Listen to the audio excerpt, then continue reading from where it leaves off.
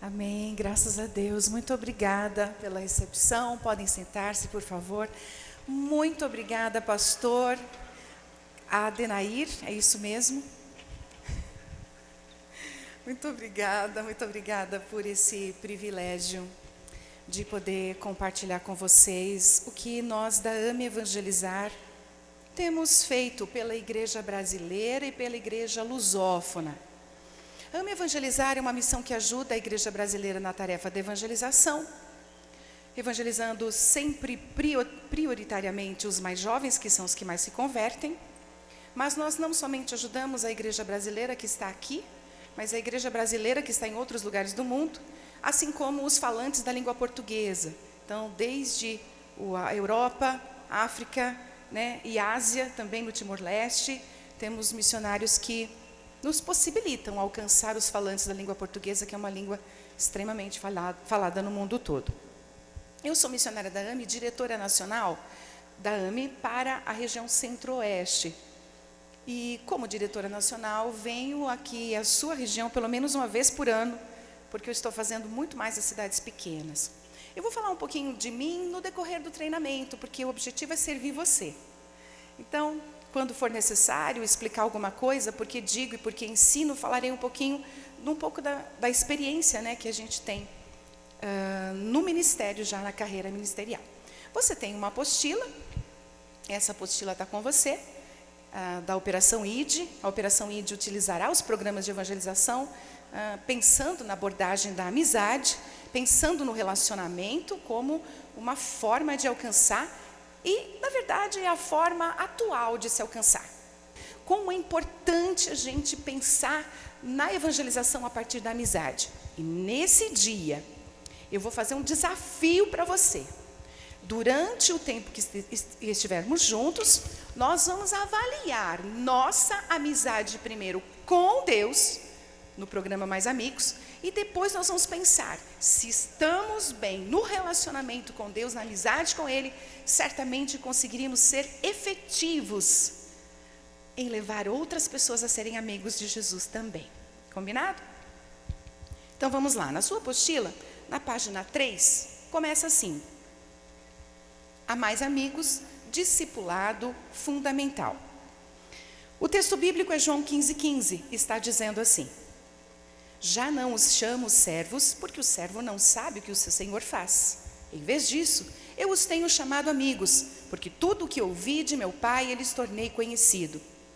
Então, em um mundo onde o individualismo provocou uma profunda quebra, ruptura mesmo nos relacionamentos, criou essa carência de relacionamento, a AME Evangelizar tem trabalhado para que nós consigamos, a pós-modernidade chegou no Brasil há muito tempo, mas ela é efetiva há pelo menos umas 2 décadas. Nós percebemos essas rupturas, nós percebemos a diluição, essa colcha de retalho, quando a gente fala física, mas ela é muito mais diluída do que qualquer outra coisa. O que quer dizer isso? Cada um vive sua própria vida, ninguém se mete na vida de ninguém. Falar de religião é até errado, Falar para a pessoa mudar. Ela escolheu, assim como falar de sexualidade, a pessoa decide o que ela quer ser, a pessoa decide o que ela quer seguir, no político que ela quer votar, ela vai também decidir, cada um no seu quadrado, Cada um no seu lugar e vivendo sua própria vida. Então o mundo é estranho, o mundo é difícil, o mundo não é fácil. O mundo que nós vivemos hoje é um mundo onde a fé diminui, o amor diminui, a esperança, a expectativa já diminuiu, e as pessoas estão ensimesmadas, fechadas, os adolescentes, pré-adolescentes, fechados nos seus próprios quartos, vivendo sua própria vida, alienados do que acontece dentro de casa, dentro da família. É uma realidade isso, casas de crente e casas de descrentes também. Então, nesse cenário que está posto para você aqui, nós pensamos, o que esse ano vamos fazer para a igreja brasileira? O que vamos levar para a igreja brasileira como recurso para a evangelização? Vamos retornar à parábola da amizade a partir do livro Mais Amigos. Então é isso que fazemos aqui. Estou na página 4 agora. Então, o objetivo didático do nosso trabalho é você conhecer 10 coisas, 10 elementos, e nós vamos trabalhar esses 10 elementos com bastante propriedade, espero eu, na graça do Espírito Santo, você também, Porque é Ele que nos ajuda a aprender, e Ele ensina e a gente aprende, né? Se estamos nele. Vamos aprender 10 elementos, 5 coisas que Jesus nos dá e 5 coisas que podemos, então, ferramentas que podemos oferecer a Ele, nossa adoração, nossa espiritualidade. Vamos lá, a verdadeira amizade. Então, nesse ponto 1, na carência da geração, eu vou trabalhar 2 livros com você. Eu estou explicando bem que é para você entender, né? Nessa carência da geração, nós vamos trabalhar essas 2 histórias. Depois, vamos trabalhar esse aqui e depois nós vamos treinar. Quero só ver o que vai dar esse treinamento aí, né? De prático com vocês. Vai dar certo, que sempre dá, né? Deus é bom demais e o negócio fica bom. Amém? Estão animadinhos? Eu estou muito animada, muito alegre mesmo por estar aqui com você. Isso vai ser bom. Página 5, lá no comecinho, então. Um dos problemas missionais que a gente se depara desde a fundação da missão, da AME, é que a igreja brasileira prefere pensar na evangelização como semeadura. E todo mundo fala, vou semear, vou semear, vou semear. Só que Jesus, quando fala de evangelização, ele sempre fala de ceifar. Ele sempre fala de colheita. Ele mesmo não fala de semeadura. Na parábola do semeador, ele contou uma parábola da semeadura que tem a ver com a palavra, mas não tem nada a ver com a evangelização. Tem a ver, sim, mas não com a evangelização, o evangelista fazendo, né? Tem a ver com a palavra no coração, sim, isso tem. Mas quando ele vai falar de evangelização, ele fala de colheita, e não de semeadura. Os campos estão brancos para colher, não estão? As pessoas estão todas preparadas, já estão até passando do ponto, já estão até caindo do galho, estão amadurecendo demais, estão prontas demais, né? Se a gente for pensar na situação do mundo hoje. Então, quando nós pensamos nas Escrituras e no que ela diz a respeito de como fazer evangelização, veja esse texto que está na sua apostila aí, ó. É Atos 18, do 9 ao 11. Está escrito aí. Certa noite o Senhor falou a Paulo em visão. Não tenha medo, continue falando e não fique calado, pois eu estou com você. E ninguém vai lhe fazer mal ou feri-lo, porque eu tenho muita gente nesta cidade. Assim Paulo ficou ali durante 1 ano e meio, ensinando-lhes a palavra de Deus. Na grande comissão de Mateus, nós vemos que o Senhor nos mandou. Vão por todo mundo, preguem o evangelho a toda criatura, ensinem as pessoas a guardar tudo o que eu tenho ordenado, que eu tenho mandado. É por isso que no final do 1º ano do ministério nós lançamos um manifesto. Nós temos esse manifesto, inclusive acho em um desses sites aqui você vai encontrar. Eu vos enviei para colher. Nós escrevemos sobre isso, né, baseado num texto ali que você vê em João 4, do 1 ao 42, um texto muito poderoso que nós pregamos para falar sobre a importância de ter comprometimento com o fruto. Colher e ter comprometimento com o fruto colhido. Então, nós nos dispomos a, não somente num curso como esse, num treinamento como esse, levar você a fazer uma prática de abordagem que você vai aprender como abordar alguém, mas também você estudar o que você tem aqui. Então, por isso, na apostila 2, você vai encontrar os textos estudados pelo método bíblico de estudo indutivo. É um método científico de estudo. Eu sou professora, uma escola cristã por princípio bíblico, e dou aula para crianças pequenas até os mais no ensino médio. Dou aula de filosofia. Então, são 2 métodos que nós temos, que são utilizados para descobrir as coisas. Um é o dedutivo e o outro é um método científico de indução, que você vai direto lá, você busca desde a raiz, com todas as informações, você vai, cava fundo, para que não tenha nenhum erro, nenhuma dedução que não seja verdadeira a respeito do texto. Então a AME tem prezado pela fidelidade às Escrituras, fidelidade à palavra de Deus. O que a palavra de Deus diz, o que a palavra de Deus ensina, e como eu então vou aplicar a palavra de Deus na minha vida. Isso é muito importante. Então, quando nós pensamos em ensinar a palavra de Deus, para ensinar nós precisamos conhecer. Por isso que no programa de evangelização, abordagem mais amigos, você vai aprender abordagem. Você vai ser levado a ver todos os textos hoje. Eu vou correr contra o tempo para que eu consiga passar certinho cada etapa com você. mas eu vou levar você a voltar em cada um dos 10 textos e observar o que o texto está ensinando. Como então eu aplico esse texto na minha vida para que eu possa ser relevante na hora de comunicar na abordagem? Eu preciso conhecer o texto bíblico, eu não posso deduzir da minha cabeça. Eu tenho que realmente saber o que estou fazendo. Certo? Muito bem. Dentro da carência dessa geração, eu quero trabalhar com você os 2 livros que nós temos aqui. O livro Amigos de Jesus e o livro A História de Deus. Eu vou começar com a História de Deus, a História 5. Pode abrir o seu livro aí, na História 5.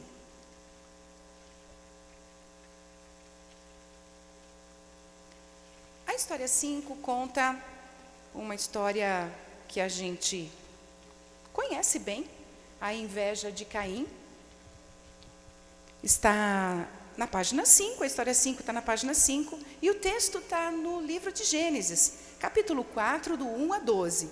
Esse é o texto. Depois a gente pode até ver mais um pouquinho do texto na sua própria Bíblia. A história conta assim: Adão e Eva tiveram um filho. Eva deu a ele o nome de Caim. Depois ela teve outro filho, chamado Abel. Caim era agricultor e Abel se tornou pastor de ovelhas. Um dia Caim ofereceu uma parte de sua colheita para Deus. Já Abel matou o melhor carneirinho do seu rebanho e o ofereceu a Deus. Deus gostou da oferta de Abel, mas não ficou feliz com a de Caim. Isso deixou Caim furioso. Caim chamou Abel para irem até o campo. Caim matou o seu irmão. Por causa disso, Deus disse que Caim nunca mais poderia cultivar nada da terra e também não teria mais casa. Caim passaria o resto da vida vagando pela terra. Nós decidimos na AME Evangelizar preparar esse livro, A História de Deus, porque nós percebemos em pesquisas que temos, inclusive nesse site pacificadores.org, tem 2 grandes pesquisas, a Super 20, que conta explica para nós que a conversão brasileira se dá de 4 a 24 anos de idade, e a mais recente do ano passado, da Cultura da Juventude Global, CJG. Você vai encontrar a Cultura da Juventude Global Brasil. Nós fizemos essa pesquisa nos 5 continentes, com uma missão parceira. Então nós temos as informações a respeito da conversão das pessoas. Como elas se convertem? Por que elas se desviam? E aí, quando nós pesquisamos o desvio, nós vimos que os adolescentes, vocês adolescentes, né, que estão aqui, muitos deles, e outros que não estão, os adolescentes se desviam nessa fase da vida. Porque é o momento que eles estão construindo outros relacionamentos, que eles querem fazer amigos. Agora, amigos, né, para coisas diferentes dos amigos de casa, né? Querem amigos para futebol, amigos para pescaria, amigos para o rolê, né? Amigos, né? Então eles vão encontrar amigos na balada, eles vão encontrar amigos na droga, eles vão encontrar amigos, né, no churrasco, eles vão encontrar amigos do jeito bom e do jeito ruim, mas vão procurar e vão fazer amigos. Só que eles se desviam porque eles estão nessa busca. Então, de repente, alguma coisa falha aqui, eles buscam lá. Então, o desvio é evitado. A vacina, o antídoto para o desvio acontece na infância. Nessa infância aqui. Depois eu vou falar dessa primeira infância, da fé afetiva, que é a primeira, mas eu começo pela segunda. Segundo momento, entre 8, 9, 10, 11, 12 anos, quando nós estamos construindo a nossa fé argumentativa. Então, esse material que você tem na mão é um antídoto. Nossa, missionária, mas você começou a ler história, você está falando da fé, e agora, o que eu tenho a ver com isso? É um curso de evangelização e não evangelizo criança. Bom, vamos resolver esse negócio então. Você não evangeliza criança, então nós temos um problema aqui. Porque o Senhor Jesus, na primeira história do livro aqui que você vai ver, do Mais Amigos, que é para evangelização inclusive de jovens, adultos, a primeira história que é para você estudar, que o Senhor Jesus viu os adultos querendo trazer as crianças e os discípulos impediram elas de chegar. O que Jesus fez? A Bíblia diz, né? Pelo menos 2 evangelistas explicam bem essa história para nós. A Bíblia diz que Jesus ficou indignado. bravo mesmo. Ficou muito bravo com os seus discípulos.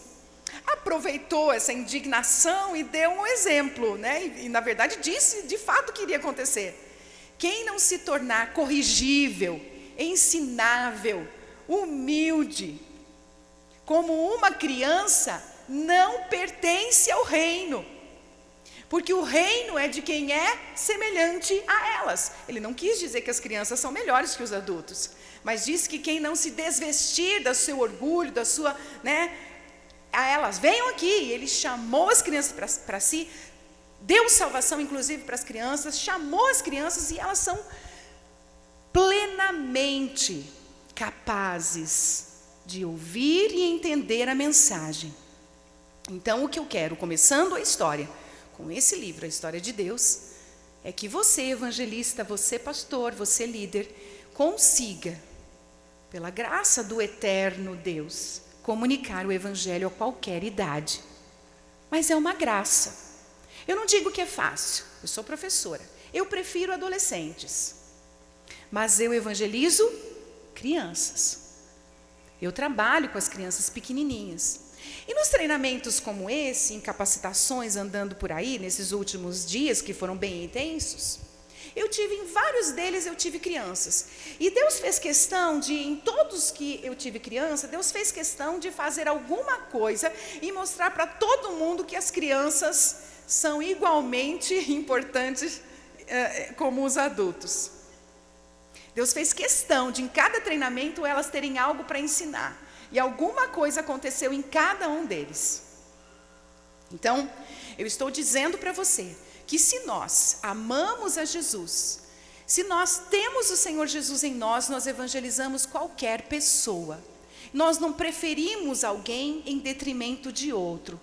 Vocês me entendem, irmãos? Nós não podemos ter preferência. Na verdade, como professora de criança, como gente que treina, né, os meus líderes para ensinarem também as crianças, eu vejo que é muito mais difícil a gente ensinar uma criança, porque a gente tem que estudar a palavra de Deus, tornar simples a mensagem e então compartilhar a mensagem. E a gente não pode ser o que muita gente faz, raso no ensino à criança. Nós não podemos ser raso, né? A historinha, olha o que diz a historinha, a gente já diminui, né? Historinho, livrinho, gibizinho, e a gente não vai fundo naquilo que o texto está mandando fazer. Então, eu quero, nessa explicação do livro, a história de Deus, que possivelmente vocês vão utilizar nos programas de evangelização de vocês, vocês pensem que, numa pregação, numa casa, você pode escolher a criança ao invés do adulto para evangelizar. O adulto vai prestar atenção em você e vai entender a mensagem. Mas eu gostaria de convidar você a escolher a criança primeiro. E daí você pode dizer para mim, mas Angélica, por que a preferência? Por que escolher a criança primeiro? Por inúmeros motivos. Mas eu vou contar alguns. A criança, ela desenvolve a sua fé a partir da fé do adulto. Então, se você orar com uma criança de 4, 5, 6 anos, nesse momento da fé afetiva, ela terá a fé que você tem. Então, você ora, você pede, ela crê, as coisas acontecem. Ela tem a sua fé. Só que ela vai sair desse estágio. Por quê? Porque o nosso cérebro, ele muda. Na verdade, o nosso cérebro, ele é aquilo que a gente não usa nele, ele poda. Aquilo que é bom, ele melhora com a camada de mielina que vai no nosso neurônio ali, ele aprimora, ele isola, né? Nosso cérebro são fios elétricos, né? Como os fiozinhos elétricos, ele melhora e mantém. Se a gente não colocar a fé na criança logo no começo e essa fé ser real, ser uma fé de experiência boa com o adulto, eu, adulto, tenho fé e eu coloco essa fé na minha criança e ela crê do meu jeito e é bom. O nosso relacionamento afetivo é bom. Não tem desgaste, não tem problema, não tem briga, separação, não tem. Tem fé boa sendo colocada num ambiente bom. Então isso reserva no cérebro um espaço para a primeira fé que todos nós temos. A fé afetiva. Só que nós precisamos reservar esse espaço para a fé afetiva. Então pode ser você um contador de história, pode ser você que vai escolher uma criança para contar a história. E é interessante que quando eu falo disso, às vezes as pessoas ficam um pouco assim, né? Porque a gente tem tanto preconceito em relação à criança, em escolher criança para evangelizar, ou eu não tenho dom, eu não tenho habilidade, é tanta desculpa. Mas os nossos pregadores antigos, de séculos atrás, um deles disse assim para a esposa quando chegou em casa: olha, hoje teve 2 conversões e meia. A esposa disse: nossa, 2 adultos e uma criança. Não, 2 crianças e um adulto, porque as crianças têm uma vida inteira pela frente, e o adulto já está quase acabando o tempo dele, né? Que tal a gente pensar em mais conversões para a vida inteira, né? Mas não é uma questão só de ser legal, mas é uma questão importantíssima. Veja, só haverá espaço para a espiritualidade na criança se você abrir o espaço. Porque a maioria das famílias bagunçadas do jeito que estão, eles terão a fé do evangelista que vai lá. Do evangelista que convida para vir para a escola bíblica e para comer alguma coisa gostosa na igreja e participar da escola. Eles terão a fé daquele adulto que vai gerar fé neles, porque não será dos pais, porque a maioria das casas não tem fé. A fé das pessoas tem diminuído muitíssimo. E se você não abrir esse espaço para a espiritualidade, e não pode ser uma vez por semana só, professores, pastores, líderes, irmãos, não adianta você querer abrir espaço para a espiritualidade na sua criança se você leva ele na igreja uma semana só. Só uma vez a semana. E os outros dias?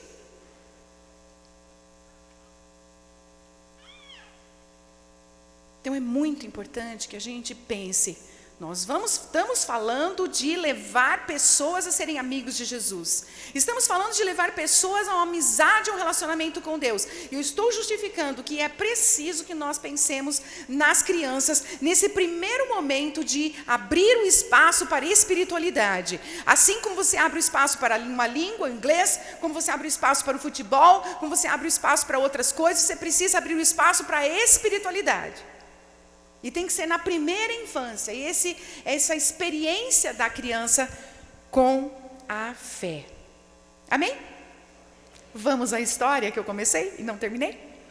Nessa história, nós vemos que Abel escolheu das melhores, a Bíblia diz, né, as primeiras crias do seu rebanho. Escolheu o melhor, primícia, para entregar a Deus. A história também conta para nós que Caim tomou do fruto do chão. A palavra que é usada para a terra ali, do fruto da terra, é chão. Ele pegou do fruto do chão e foi apresentar a Deus. Entregar para Deus em adoração, em oferta. E esse é o primeiro registro de oferta que nós temos, né? Primeiro registro na Bíblia que nós temos de oferta, e uma oferta que deu ruim, né? Uma oferta que não deu muito certo, deu ruim. Porque eles foram para a adoração, né? E foi a postura da adoração que fez diferença. Abel vai com a postura de um adorador, entregando o melhor de si, e Caim vai lá, pega o que tem e dá. Não faz nenhuma seleção, não escolhe nada, vai e entrega. Na hora da adoração, na hora da entrega, Deus recebe, a Bíblia diz, Abel e sua oferta. Mas ele não recebe Caim e sua oferta. Caim fica uma fera, furioso. Sabe aqueles emojis assim, daquelas carinhas vermelhas saindo fogo para todo lado? Ficou furioso. A Bíblia diz que ele ficou iradíssimo. Na verdade, ele já matou o irmão ali no altar, né? Quando o irmão não recebeu, quando ele não foi recebido, o irmão foi recebido, não, ele já... O negócio já pegou feio lá, o negócio ficou ruim, no altar. Deus, como gosta de ser nosso amigo, ele chama o Caim. Ô, Caim, vem cá. Por que você está furioso? Se você fizer o bem, você não vai ser aceito. Mas se você fizer o mal, Caim, o mal já está aí na tua porta. E convém a você dominá-lo. Ele ouviu por um ouvido e soltou pelo outro. Prestou atenção não, ele já tinha determinado no seu coração, ele já tinha até matado o irmão lá no altar, como eu disse, né? Porque ficou furioso.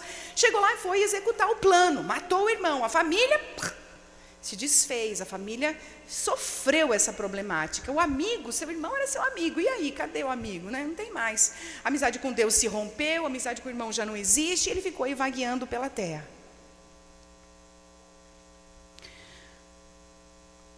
Nós podemos contar para a nossa criança que Caim fez muitas coisas aí. Caim não foi generoso, foi tacanha, mesquinho, mão de vaca, né? Pegou aquilo que tinha lá, não selecionar nada e foi lá para apresentar para Deus. Vimos também que ele foi mentiroso, foi invejoso, mentiu para Deus. Cadê meu irmão? Que eu sou guardador do meu irmão. Muitas coisas aconteceram nessa história, ruins. No livro Mais Amigos, nós vamos ver a adoração como uma das coisas que nós oferecemos a Ele. E eu queria que já que a gente pensasse na nossa adoração a Deus, quando nós chegamos na presença de Deus para adorá-lo, e você pode ensinar um adulto e também uma criança, o que você apresenta para Deus? Você vai com vontade na igreja? Você vai com vontade adorar? Você, quando vai entregar algo, a sua oferta, a sua vida como oferta, você está aqui? A sua vida já é a oferta, né? Você é a oferta. E aí, você está aqui? Se você está aqui, não está pensando que você vai comer mais tarde, ou que você vai fazer de tarde, ou que você perdeu metade do domingo no curso aqui, você está aqui mesmo porque você quer estar aqui, porque você decidiu no seu coração estar aqui, você está entregando da sua vida, você está sendo generoso porque você quer dar de si, do melhor de você está adorando. Mas quantas vezes nós não conseguimos dar do melhor de nós? Nós estamos em outro lugar. Nós estamos pensando em outra coisa, não é, galera? Quantas vezes nós estamos em outro lugar, pensando em outras coisas? Quantas vezes nós não estamos nem adorando, porque não estamos conseguindo estar presentes, conseguindo conectar realmente com aquilo, prestando atenção que nós somos adoradores. Que nós somos o presente, que nós somos essa adoração a Deus, que Ele nos deu, Ele quer um relacionamento conosco. E nós devemos oferecer em primeiro lugar a nossa vida. Não foi porque Caim ofereceu um pepino, uma melancia, uma abóbora. Não, a abóbora nem era daquela época, daquela região, acho que é só pepino, né? Ele ofereceu um pepino e o irmão dele ofereceu picanha, não é verdade? Entre pepino e picanha, Deus teve uma preferência aí, né? Não é por isso, né? Mas é por o coração, a seleção, aquilo que foi feito com uma intenção errada, mesquinha, né? E nós podemos ensinar qualquer pessoa a ser verdadeiro no seu relacionamento com Deus, a ter um relacionamento de verdade com Deus. E eu estou pedindo a vocês que na carência dessa geração, você preste atenção que as crianças estão precisando encontrar a espiritualidade, espaço para a espiritualidade, e depende de nós.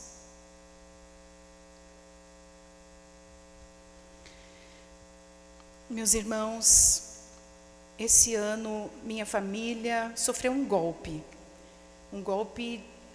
na fé, na verdade, porque nós somos muito abalados com o suicídio do meu sobrinho na minha casa em Serra Negra.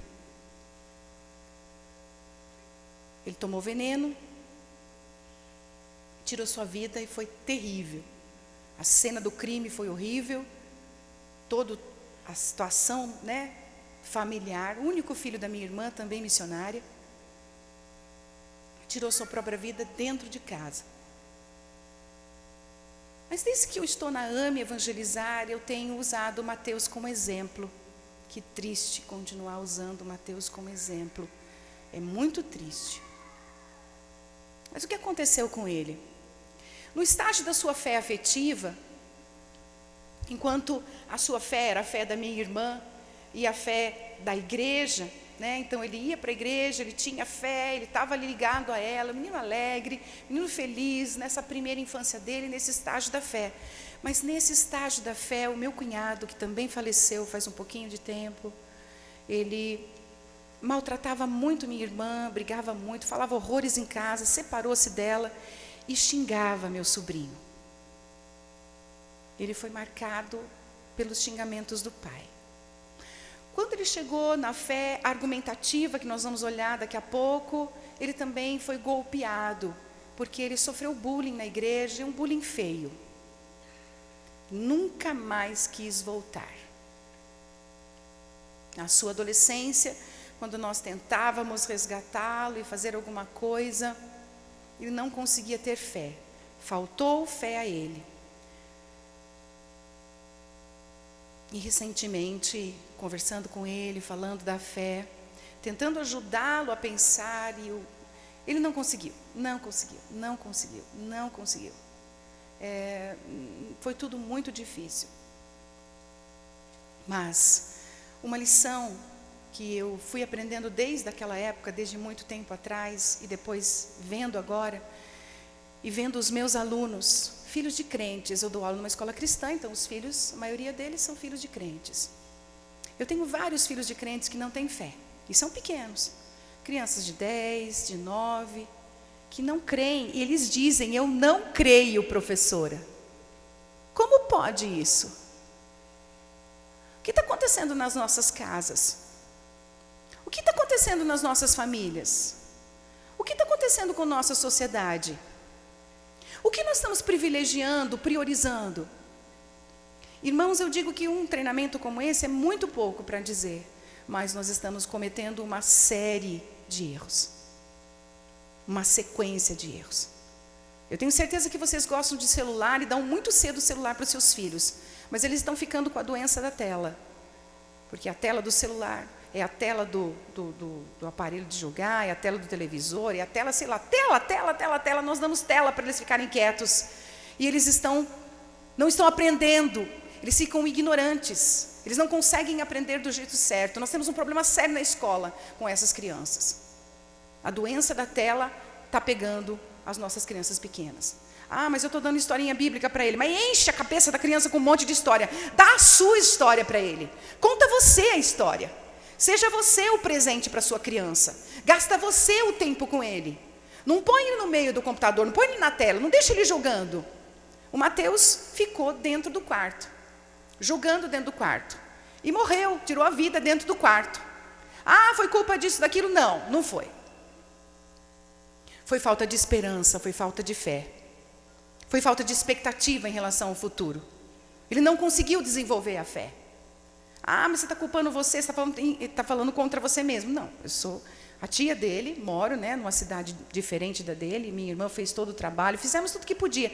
Mas a igreja falhou, eu sou igreja, de certa forma falhei também. Nós falhamos, mas as gerações, as crianças, estou dizendo para você que as crianças muito pequenas já não têm fé, e isso me assusta. E é muito comum, eu estou em São Paulo, eu faço muitos trabalhos de evangelização na rua em São Paulo, porque as equipes estão lá. E é muito comum, a gente está na rua, a gente prepara os adolescentes para evangelizar a criançada, e eles acham que quando ele perguntar para a criança, o adolescente pergunta para a criança: você conhece Jesus? A criança vai dizer: sim, eu conheço. E sabe o que as crianças dizem? Não, eu não sei quem é. É muita criança que diz: não, eu não sei quem é. Você sabia disso? Que elas dizem: não, eu não sei quem é, porque elas não têm um relacionamento, porque mesmo que suas famílias tenham alguma religião, acham que elas sabem de alguma coisa, elas não estão sabendo nada de Jesus. Mesmo as nossas crianças, mesmo os filhos, netos de crentes, eles conhecem muito pouco. Então, voltando aqui, eu quero lembrar você que a carência dessa geração é fé. E nós precisamos abrir o espaço para a espiritualidade, para a fé correta, antes que esse espaço, gente, seja preenchido com tudo. Com doenças, com síndromes, com um monte de coisa, com pecados, com manias, com coisas que até tirar vai ser difícil. Mas daí você pode dizer: eu tenho crianças na escola Boas Novas, é o nome da escola? Eu tenho minhas crianças aqui na escola Boas Novas, eles fazem um bom trabalho. Tá. Não substitui o seu.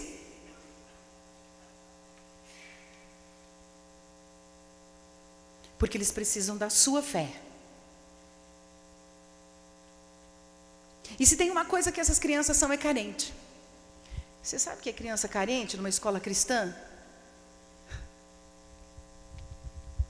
Eles querem abraço.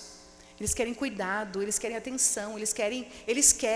E eles dizem que tem muito pouco, porque eles precisam muito de atenção, muito de cuidado, muito de nosso amor. Eles precisam de Jesus que vive em nós. A próxima história desse livro que trabalhamos a fé afetiva, da qual eu falei, aqui a fé argumentativa, eles começam a fazer perguntas, e o livro História de Deus foi estudado pelo método de estudo indutivo, e as perguntas que estão aqui embaixo do livro, elas ajudam a gente ver o que o texto está ensinando, e já dá alguma aplicação. Não ensina, não coloca tudo, porque não caberia no livro tudo que o texto ensina. Então dá pelo menos uma ênfase do ensino, porque são pelo menos 3, 4 ensinos, né? A gente pode ter ali, né, coisas que os textos estão ensinando, coisas que o texto corrige, como a Bíblia diz, toda escritura é útil para ensinar, repreender, corrigir e instruir em justiça, não é mesmo? Então, certamente o texto, a escritura é útil para ensinar, repreender, né, corrigir, mostrar o caminho que deve seguir. E a instrução qual é? O texto tem isso. A gente escolhe um ensino e coloca aqui como uma pergunta para refletir, para que a criança e o adulto que está contando a história e privilegiando uma criança possa saber também. Eu dou a história de Deus para as minhas crianças na igreja. Então, eu trabalho a história de Deus pelo 2º ano, eu estou contando o mesmo livro.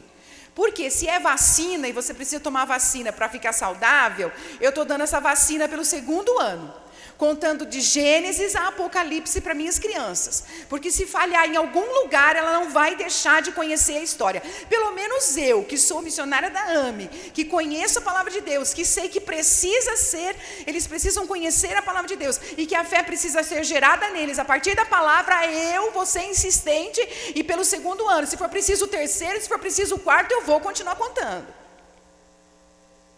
Mas e nossas famílias, o que estão fazendo? Estão lendo a Bíblia com as nossas crianças? Estão estudando os textos? Estão levando essas crianças a conhecer a metanarrativa? A história que tem um começo e vai até o final. Então, depois, quando a gente entrar na parte do treinamento, você então vai contar a história para alguém aí do seu lado. Vamos ver como você vai se sair. Prometo que a próxima vai ser mais curtinha, o Amigos de Jesus. Abra o seu livro, Os Amigos de Jesus, no meio dele. Você abriu no meio, agora você volta 4 páginas. 2, 3, 4. Ajudando também os amigos. Ajudando também os amigos. Essa é a história.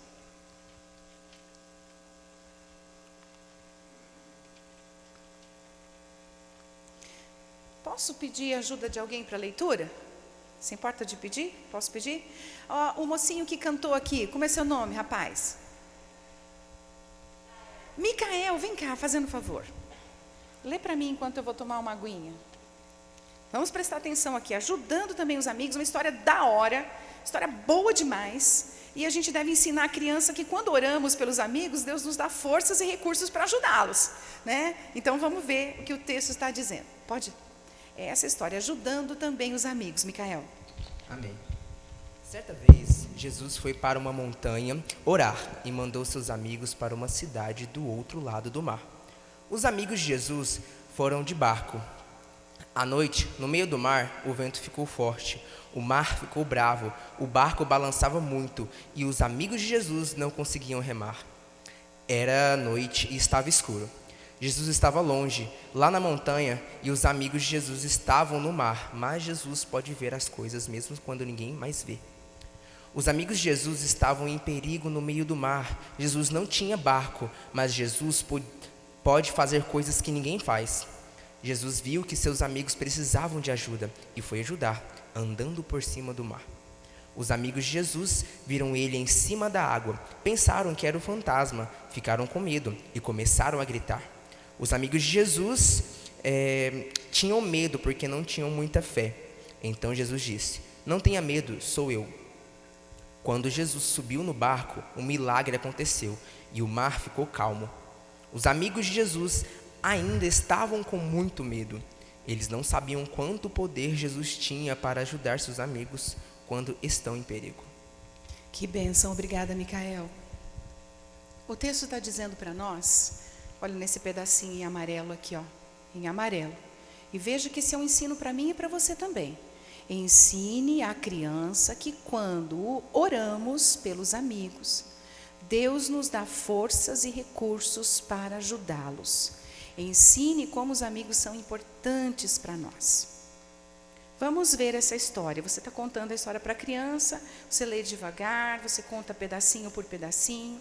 Você vê o que Jesus foi para a montanha orar. Ele vai e ele dispensa seus discípulos e diz a eles para eles irem para outro lugar. Então eles vão para outra cidade.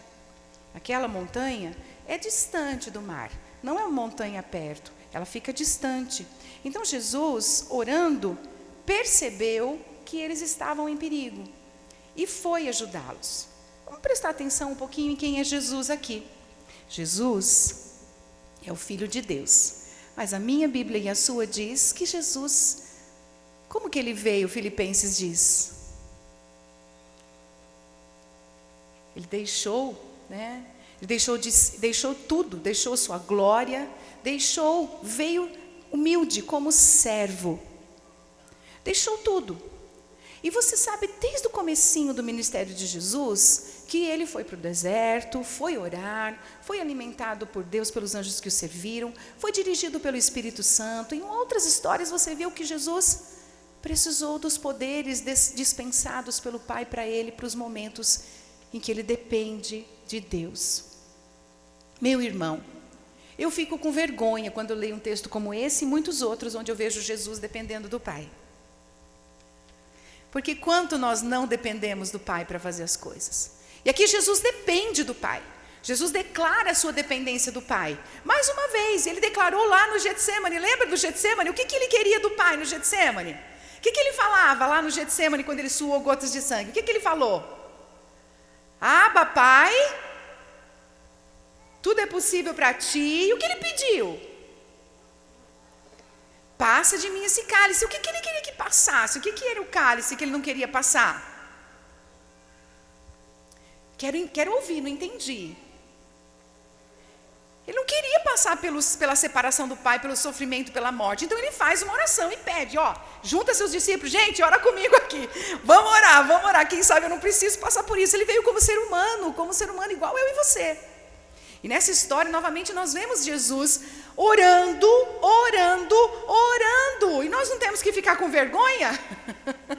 Quando a gente vê Jesus orando, então percebendo o que está acontecendo. Jesus percebe o que está acontecendo e consegue ajudar seus amigos andando sobrenaturalmente sobre o mar, porque Deus lhe dá poder para isso, porque ele se despiu do seu poder, ele veio sem poder, ele dependia do Pai e do Espírito Santo para saber onde ir, o que fazer e que resultados ele deveria obter com o ministério dele. Para saber onde ir, para saber o que fazer e para saber quais resultados Deus espera dele nessa dependência do Pai. E todo o tempo ele fala, eu dependo do Pai. Que quando vai acontecer isso? O Pai sabe. O que eu vou fazer? O Pai sabe. Eu estou fazendo a vontade do Pai. Aqui nessa história que nós vamos ensinar a nossa criança, é para a gente ensinar, ensine a criança que quando oramos pelos amigos, Deus nos dá forças e recursos para ajudá-los. Jesus recebeu forças e recursos para andar sobre as águas. Ele não era pato, ele não estava de barco. Quando nós formos ensinar a nossa criança, nós podemos ensinar que também, se a gente depende de Deus e busca força nele, nós conseguimos fazer sua vontade. Aliás, é o meu lema, e por acaso eu estou lendo essa história hoje, mas é o meu lema. Muita gente pergunta, como você consegue fazer todas as coisas? Como você consegue? Eu falo sempre isso, porque é o meu lema. Eu tenho forças quando eu faço a vontade do Pai. Eu tenho tido forças para fazer aquilo que é a vontade do Pai. Então eu tenho forças para fazer. Tenho condições de fazer. Então, só por isso, porque eu preciso depender do Pai. Não tenho forças sobrenaturais, eu não tenho poder, eu não tenho graça. Eu tenho aquilo que o Pai dá na dependência do Pai. Então, topa contar uma história para uma criança? Aprender o que está sendo ensinado aqui também com ela? Porque os ensinos que estão aqui são para os adultos também. Porque nesse programa de evangelização são evangelizados os pais, o professor, o contador de história, o irmão, aquele que vai contar a história, e a criança também. Será que você pode dizer para mim, nesses 2 materiais que eu usei, que você entendeu que precisa te dispor para a evangelização de criança? Não é na classinha da escola, da igreja, que já é bem trabalhada, tem professores ali, mas é no exercício da nossa vida, no exercício do nosso ministério, lá em casa, com os amigos, com as pessoas. Será que você conseguiu entender isso, que também você precisa evangelizar qualquer pessoa, sem escolher qual é o tamanho dela? Amém? Amém, pastores, líderes, entendeu que nós precisamos gerar a espiritualidade nas crianças pequenas? Por favor. Não estou dizendo que você deva ser um candidato ao ministério infantil, mas estou dizendo que você deve evangelizar todas as pessoas, sem dizer que prefere alguns em detrimento de outros, ou que para evangelizar nós precisamos de alguma habilidade, porque na verdade nós precisamos só ter Jesus em nós. Vamos ao programa Mais Amigos e eu vou falar bastante sobre ter Jesus em nós. Mais Amigos, que é esse aqui, o último que a gente vai trabalhar. Na página 1, está escrito Mais Amigos, a pagininha 1 aqui, e tem o texto bíblico que eu li lá no começo. E diz assim, vou ler novamente, está aí no seu livro na página 1. Vocês serão meus amigos se fizerem o que eu lhes ordeno. Já não os chamo servos, porque o servo não sabe o que o seu senhor faz. Em vez disso, eu os tenho chamado amigos, porque tudo o que ouvi de meu Pai, eu lhes tornei conhecido. Que coisa gloriosa! O Senhor Jesus, Ele olha para mim e para você, e Ele tem nos chamado desde lá do Éden. Chamou Caim de volta, querendo alguma coisa ali. Tem chamado eu e você de amigos. Você é amigo de Jesus? Vamos avaliar a nossa amizade? Todo mundo é crente aqui, né? Vamos para a página 2? Todo mundo é crente aqui, graças a Deus. Estamos aqui, né, para aprender. Somos filhos de Deus, o Senhor nos deu essa graça. Eu tenho certeza que Jesus habita em você. Não tem? Posso ter essa certeza? Jesus vive em você. Mas eu quero saber, você vive em Jesus? Porque é diferente. Você tem Jesus aí? Tem. Eu tenho Jesus aqui. Mas as minhas escolhas são em Jesus?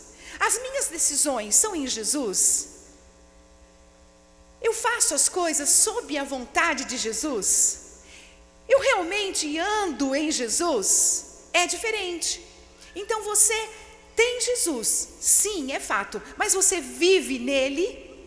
Você só conseguirá compartilhar e abordar pessoas para um relacionamento com Jesus se você vive nele. Vamos tentar entender. Eu sou pecadora e você também. Preconceito, as preferências fazem parte da nossa carne. Na carne nós escolhemos alguns, achamos alguns legais, alguns bonitinhos, alguém sim mais simpático, outros nem tanto. Então na carne, no nosso dia a dia, nós temos preferências e são preferências de acordo com aquilo que nós somos, humanos. Mas quando nós tomamos a decisão de viver em Jesus, o nosso olhinho brilha por qualquer pessoa, porque é uma alma. Se o seu olhinho não está brilhando por fazer a vontade de Jesus, por andar em Jesus, por ser amigo de Jesus, é porque o seu olhinho está brilhando para o carro, está brilhando para a casa nova, para a roupa, para o calçado, para a cirurgia de beleza. O seu olhinho brilha por outras coisas. Quando o seu olhinho brilha por outras coisas, que não por fazer a vontade de Jesus e viver em Jesus, as pessoas não podem ver Cristo em você. E eu preciso ver Cristo em você. E as pessoas precisam ver Jesus em você. Para que as pessoas vejam Jesus em nós, nós precisamos viver na dependência de Jesus. Gente, se vocês entenderem isso nessa abordagem, nesse treinamento, que as pessoas vejam Jesus em você, já ganhei aqui.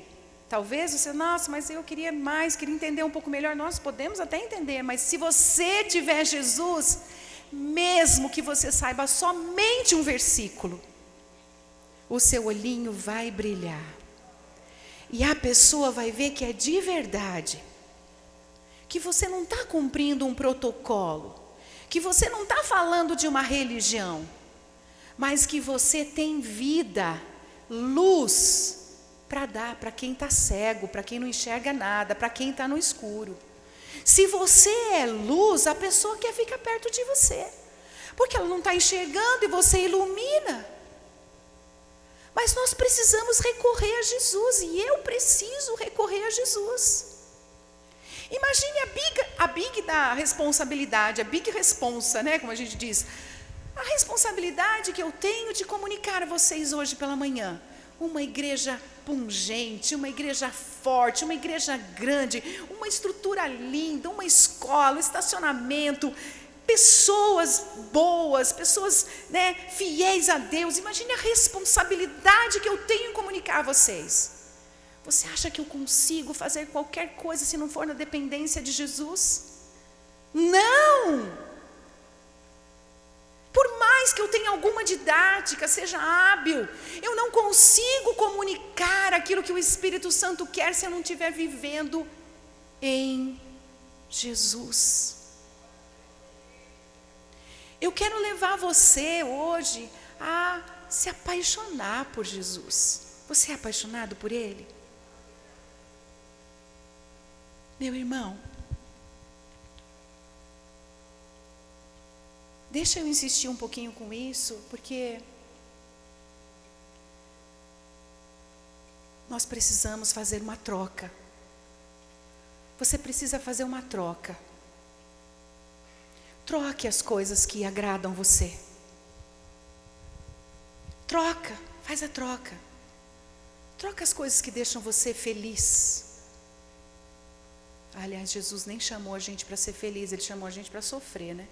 Falou que a gente ia ganhar 100 vezes mais. Pedro perguntou, e aí Jesus, nós deixamos casa, nós deixamos tudo por ti. Não, vocês vão ter 100 vezes mais. Mas com perseguição, com dor, com sofrimento, mas vão ter. Mas então tira o seu olhinho das coisas que você quer ter. Tira o olhinho. Troca. Faz a troca. Troca.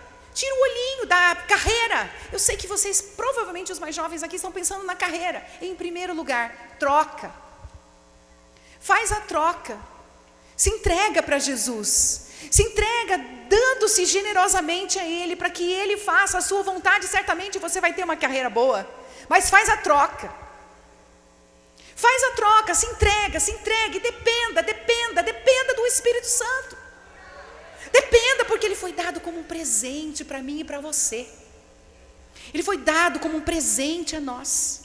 Vai na página 2 do nosso livro. Aqui está escrito que amigo protege. É característica do amigo, proteger, falar, ouvir, apoiar, incluir.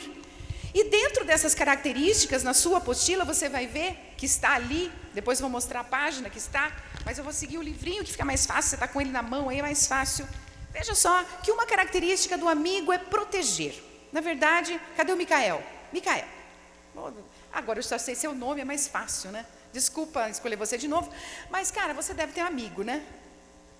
Pensa mas no amigo da verdade, não amigo da onça, tá? Amigo de verdade. Pensou no amigo de verdade, né? Micael. Cara, você está numa fria, você está andando meio num lugar meio escuro aí, de repente alguém chega e vai querer te bater, e o seu amigo vai fazer o quê? Vai proteger, com certeza. Amigo que amigo protege. Amigo que amigo vai dar nem que se machuque, mas vai proteger. O que Deus fez comigo e com você? Deus nos protegeu com sua salvação. Ele nos deu o capacete da salvação. Ele protege as nossas vidas. Ele escolheu as nossas vidas. Foi Ele que escolheu. Ele nos protege com sua salvação. E eu então tenho que me manter nessa vibe, né? Eu tenho que me manter nessa salvação. Eu tenho que me manter nesse lugar onde Deus me colocou. Deus me deu salvação, me protegeu com sua salvação. E Ele vai fazer o que com aqueles que eu vou chamar para ser amigo dEle? vai proteger com salvação também. Deus nos protege com salvação. Por isso, às vezes, as pessoas até se desviam por aí, mas de repente, quantos livramentos, né? Porque ele estava revestido aí com o capacete, né? Deus já tinha escolhido, estava revestido com o capacete e a salvação foi real. Deus nos protege, Ele protege-nos com salvação. E nós vemos isso muito claramente. Eu tenho certeza que Deus tem me protegido, mas não é só com a salvação da alma, mas do próprio corpo, a minha integridade física. Deus tem protegido a mim e protegido você, não é? E quando nós falamos de proteger, Deus nos protege com sua salvação, nós pensamos que esse Deus quer proteger muita gente com a salvação. Amigo que amigo protege. Então nós precisamos falar com os outros. Olha, você tem amigo? Tem. Amigo que amigo protege. Deus quer ser seu amigo, Ele quer te proteger. Ele quer cuidar de você. Ele quer te dirigir. Se a gente não tem Jesus, se a gente está andando do nosso próprio jeito, nós somos como um carro desgovernado, que não sabe para onde vai. Não sabe para onde vai, mas a gente já sabe os resultados, né? Um carro desgovernado, sem freio, vai para onde? Vai para o precipício, vai para a morte. E Deus vem, dirige nossa vida, controla nossa vida para nos livrar de nós mesmos, das nossas escolhas, das nossas decisões. Ele quer nos proteger e nós dependemos dele, mesmo que a gente ache difícil. A gente pode recorrer a Jesus e falar: Jesus, me ajuda, porque olha, está difícil, eu estou fazendo um negócio errado, a escolha errada, e eu preciso que o Senhor me proteja de mim, por favor. Outra coisa que Deus nos dá, salvação, Ele protege com salvação. Ele fala conosco pela Bíblia. E Ele deu a Bíblia, as Escrituras, como um presente a nós. E aí, você tem gostado do presente que Ele tem te dado? Você tem lido a Bíblia? Você está num programa de leitura que alguém chega para você e pergunta: e aí, como vai a leitura da Bíblia?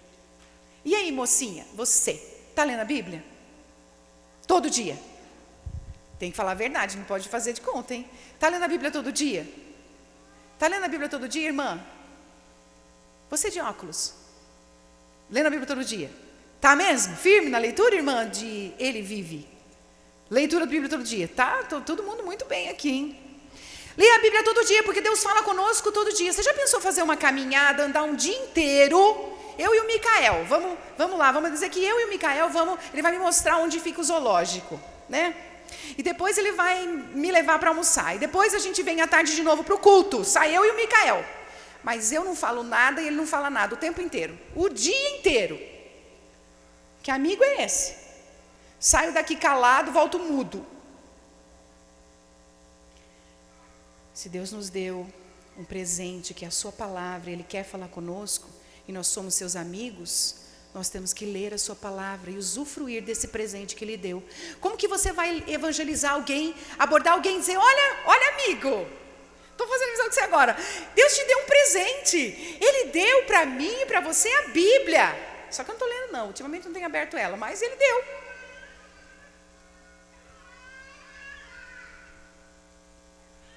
Próxima coisa que Ele nos deu foi a graça de sermos ouvidos na oração. Ele ouve. Amigo que amigo ouve. Amigo que amigo dá conselho, e amigo que amigo também ouve, né? Isso é bom. Ele ouve a nossa oração. Não é um presente maravilhoso? É um mistério glorioso. Porque veja, naquela história de Jairo, onde Jesus está indo, né, ajudar Jairo, de repente aquela mulher que está sofrendo um fluxo de sangue, ela pede em oração interior que ela precisa da cura, e ela é curada. Jairo verbaliza nas palavras, mas a mulher falou no seu interior, e as duas orações foram ouvidas. Porque Deus ouve a oração. É um mistério, porque a gente fala: nossa, mas a oração se mistura com os meus pensamentos idiotas, inconsequentes. Como assim que Deus separa tudo? Ele sabe quem a gente é, né? E Ele ouve a oração. Pode ser uma oração simples, assim: Senhor Jesus, tem misericórdia de mim. Ele ouve essa oração de um coração contrito. Outra coisa que Ele nos dá, nos apoia com o Espírito Santo.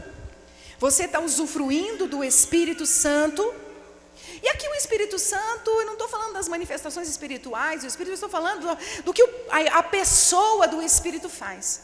Ele fala, ele conduz, ele dirige, ele dá sabedoria. E se você depender do Espírito Santo, você pode ser mais inteligente que os seus mestres. Mais inteligente do que os PhDs. Porque no Espírito Santo nós somos inteligentes e capazes de fazer qualquer coisa. Porque esse Espírito Santo foi o Criador de todas as coisas que existem. É o Criador.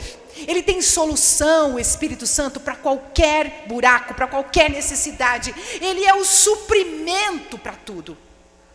E a pessoa do Espírito Santo está disponível. E se a gente está em Jesus, a gente recorre ao Espírito Santo. E Ele nos orienta, nos conduz, Ele fala, Ele trabalha, Ele opera, Ele supre tudo. Devemos recorrer ao Espírito Santo, na dependência de Jesus que em nós habita.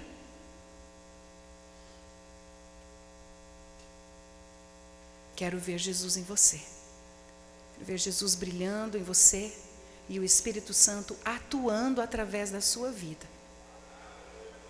Quero ver os resultados da colheita no sábado, domingo que vem. Porque se você estiver em Jesus, Ele mesmo disse isso no capítulo 15, se vocês estiverem em mim, minhas palavras estiverem em vocês, vocês pedirão qualquer coisa. Porque em Jesus você saberá o que pedir.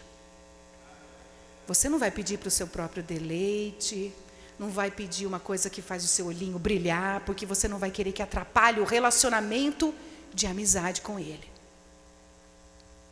A última coisa que Deus nos deu é a igreja.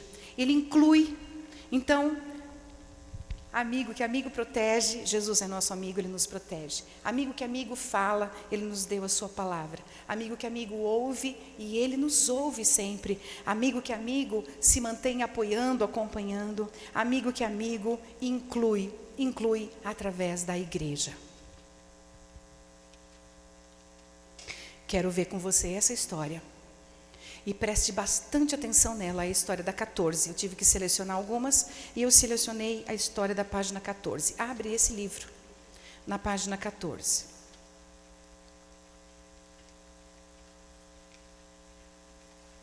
Certamente você vai aparecer em algumas casas onde vão ter bastante problema familiar. E todas as casas têm problema de família. Nossas casas, nós em casa, às vezes temos alguns conflitos, né? Que a gente é igual a todo mundo. Lá em casa tem briga de vez em quando. Na sua tem? Na minha tem. Né? Sai faísca daqui, faísca de lá. Né? Sai porque a Bíblia diz, Provérbios 27:17, assim como o ferro afia o ferro, o amigo afia o seu amigo. Né? Então a gente afia. Para afiar precisa de esmerilho, para afiar faz barulho, para afiar desgasta, para afiar. Né? Que mais que acontece? Afia, mas faz um barulhão. Afia, né? Mas desgasta. Afia, né? Mas é ruim. Não é legal.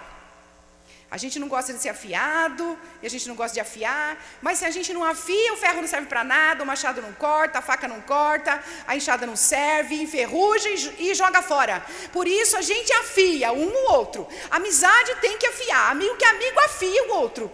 E deixa-se ser afiado.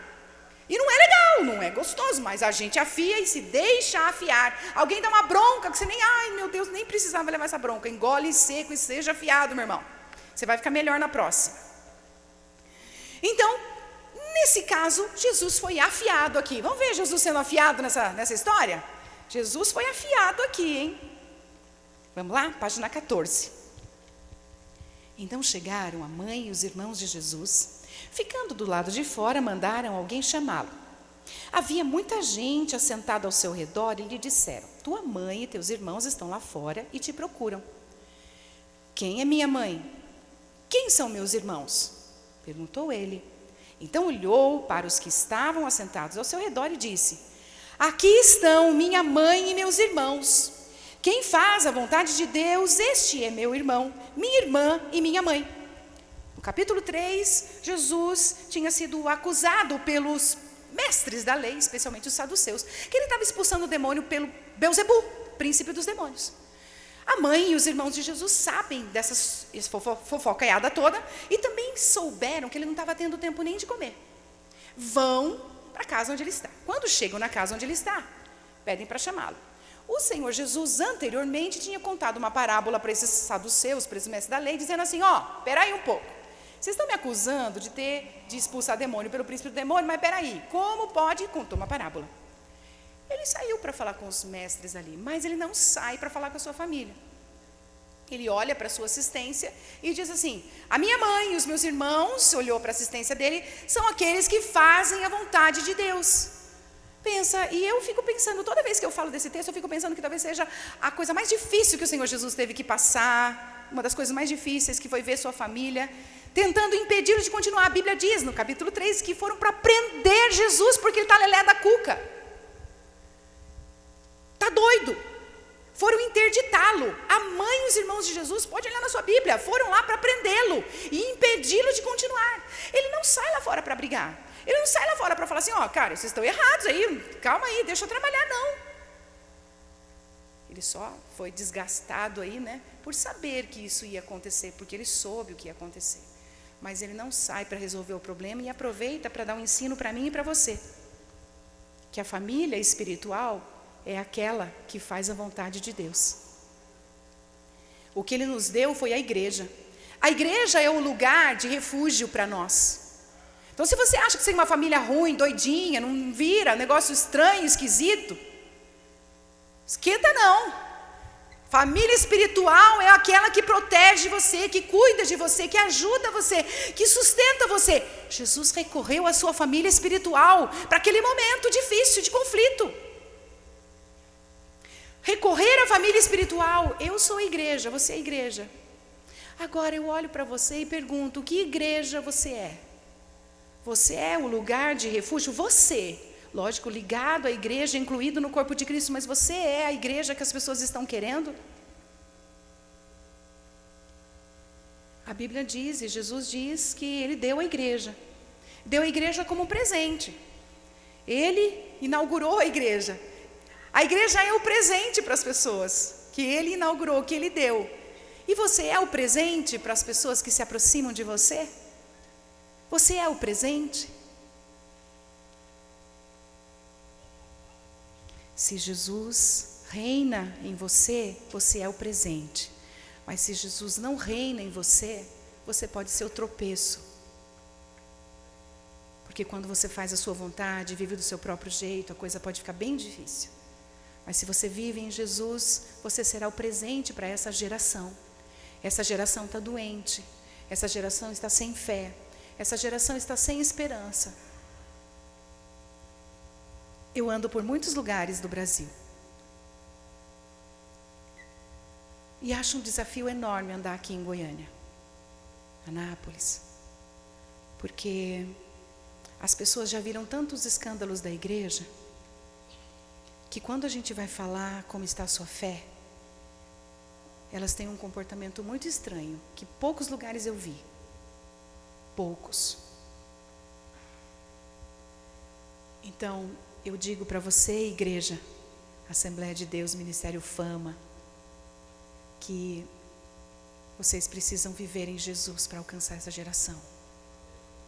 Porque eles não estão acreditando mais. Eu falei de Jesus para 2 pessoas ontem, tentei falar pouquinho, foi muito difícil. Certo que era um jovem já, mas eu esperei que o jovem pudesse me olhar, mas ele não conseguia nem olhar no meu olho. Porque a rejeição à palavra Jesus era tão grande. E olha que eu estava fazendo um negócio com ele, eu comprei um trem dele. Mas ele não conseguia olhar para mim. Por rejeitar a mensagem, a palavra, sei lá, por preconceitos, por ideias erradas que ele tem. Então nós estamos vivendo um tempo mais difícil, sabia? Evangelizar hoje é mais difícil do que foi anteriormente. Porque nós precisamos hoje, no nossa evangelização, mostrar que nós estamos chegando para dar da presença e do alívio que há em Cristo Jesus. Eles que estão olhando para nós, e os mais jovens, veem se é verdadeiro. Se é verdadeira a nossa mensagem. Por isso, não tem jeito de eu dar um treinamento para você sem fazer você avaliar teu relacionamento com Jesus. Você não vai conseguir resultado se você não tiver em Jesus. Porque eles não querem saber de discurso de blá blá blá. Eles não querem. Eles querem saber se tem verdade nas suas ações. Eles querem perceber que teu olho brilha por Jesus e é Jesus mesmo. Amém? É um desafio, meus irmãos. Você topa ser mais crente hoje? Eu estou tentando e eu sou franca em dizer para você. Eu não minto, eu não roubo, eu não engano. Mas muitas vezes eu tenho preconceito. E nós não podemos ter. Não adianta não mentir, não roubar, não enganar. Mas se a gente não amar o Senhor tanto, tanto, tanto, que o nosso olhinho brilhe por Ele, e a gente tem um olhar puro para as pessoas, olhar puro para as pessoas, olhar limpo para as pessoas, olhar de esperança para as pessoas. Você está vendo o cara cheio de trejeitos, cheio de... Não tem problema, o seu olhar é puro, ele pode sair dessa. Então, olhar puro, olhar de esperança, olhar de fé a respeito das pessoas. E Deus, quando olhou para você, não olhou com fé? Se Ele não tivesse olhado com fé, você não estava aqui. Ele olhou com fé a nosso respeito, e por isso estamos aqui. E se a gente falhou, Ele continuou olhando com fé. Amém? Vamos voltar à apostila. Na página 6, eu acho que é, vamos virar aqui. Sim, 6. E vamos treinar, tá? Isso aqui, vamos ler isso aqui bem rapidinho. E vocês vão, um a um aí, vão treinar, passo a passo, cada um dos materiais. E eu vou dar uma orientação simples, mas vai ser de você. Você está cheio de Jesus aí, cheio do Espírito Santo, não é verdade? Página 7, Fazendo Mais Amigos, está mostrando que a evangelização do tempo de hoje é evangelização relacional. Que nós precisamos apresentar o evangelho dessa forma. Mas tem 4 passos. O primeiro passo que você vai observar é que você precisa perguntar. Eu posso perguntar para o Micael, por exemplo, que eu escolhi ele, elegi o rapaz, né? Posso perguntar para o Micael assim: Micael, você acha, né, que as pessoas estão mais próximas hoje, são mais amigas hoje do que antes? Pode ter a opinião que você quiser, você está livre, tá? Acha que não? Micael, acha que não, né? Mas eu podia perguntar assim: Micael, você tem amigo? Tenho, como eu já perguntei anteriormente, né? Mas posso fazer assim: gostaria de ouvir sua opinião. Você acha que nos tempos de internet ficou mais difícil ter amizade verdadeira? Sim. Ele sim. Você acha que sim? Você pode perguntar para a pessoa que você vai começar a conversar. Você vai conversar com qualquer pessoa. Lembre-se que eu pedi a você para escolher pessoas mais jovens que vão ter menos objeções à apresentação. Aí você pode falar: missionária, mas é mesmo mais jovem? Irmãos, eu já saí muitas vezes para evangelizar. Uma vez eu fui para Juara, lá no Mato Grosso. Saí com uma equipe, treinei e saí com a equipe para a rua. E saí para evangelizar. Alguém me acompanhou e aí outras galeras, cada um foi para um lugar, numa mesma rua bem movimentada de comércio. E aí eu saí para evangelizar e a minha objeção à minha apresentação do material, de contar a história, foi 0. Ninguém disse eu não quero. Mas o grupo que eu falei: gente, escolham crianças, jovens, adolescentes, porque é assim que vai dar certo. Ouviram por aqui, soltaram por aqui. A mulher não quis, o homem não quis. Falei: quantos anos tinha? Quantos anos tinha? Não vai querer, porque eles estão com a cabeça cheia já, a cabeça dura. Não vai querer. Agora, eu fui evangelizar nessa cidade e fui evangelizar o João. Lembro até do nome do menino. Quando eu cheguei para evangelizar, ele estava com o pai. E o pai, o João devia ter 9 para 10 anos, e o pai estava junto com ele. Mas eu falei: oi, tudo bem? Oi, João, tudo bem? O João ficou conectado comigo. Falei: João, posso te contar uma história? E o pai aqui, de pé. Vamos lá. Aí o pai, que queria ir embora de todo jeito, você acha que o pai foi? Ele não foi, porque eu estava falando com quem? Com o João, e dando atenção para quem? Para o João, seu filho. E apesar dele ter objeção e ser contrário à evangelização, ele ficou feliz que eu estava dando atenção ao filho dele e aceitou. Ele ouviu a mensagem, mas pelo João. Então fui Foi bem sucedida a evangelização? Foi. Falei com o João? Falei. Dei o material para ele, convidei ele à leitura. Ele ficou com o material. O pai falou, não. Primeiro que o pai disse assim, eu cumprimentei, falei com o pai, falou, não precisa, nós estamos com pressa. Mas como eu falei com o João e o João desatou a falar comigo, o pai falou, a pressa foi embora, né? Não, ele nem falou nada, mas ele viu que a pressa não adiantava, porque o João estava interessado. Afinal, o João é o filho dele, o João estava querendo o livro, querendo contar e ouvir a história. Eu nem demorei, porque eu queria também respeitá-lo, mas o João e ele ouviram a mensagem. Então, priorize os mais jovens, porque eles ouvirão a mensagem. Os mais velhos, eles têm muitas objeções e não vão querer. Então, comece perguntando, e aí, você tem um amigo?